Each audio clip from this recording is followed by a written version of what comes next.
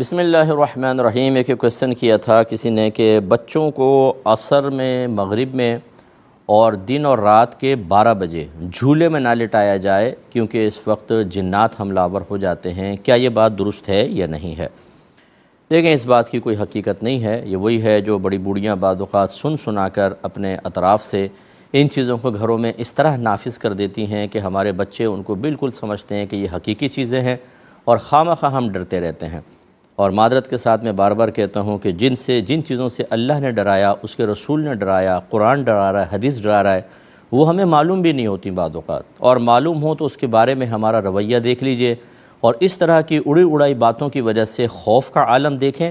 اور اس کے تقاضے کے مطابق ہماری حکمت عملیاں دیکھیں گھر کے اندر کہ کیسے ہم اپنی لائف میں چینجنگ پیدا کر دیتے ہیں اور کس قدر احتیاط کا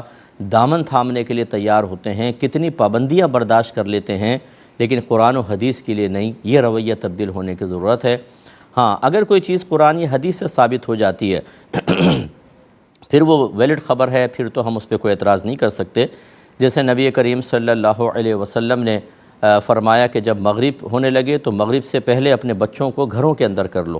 اور دروازوں کو بند کر دو، کیونکہ اس وقت ایک ایسی مخلوق پھیلتی ہے جسے تم نہیں دیکھتے۔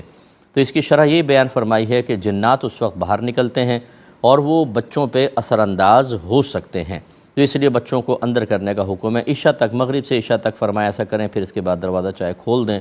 اور اسی طرح رات کو سونے سے پہلے بسم اللہ الرحمن الرحیم پڑھ کر اپنے گھر کا دروازہ اندر سے بند کریں تاکہ شیطان اس گھر کے اندر داخل نہ ہو سکے۔ یہ بھی نبی کریم کی تعلیم ہے۔ تو یہ تو جو حدیثوں سے ثابت ہیں اس کو بالکل ہم مانیں گے اور اس کو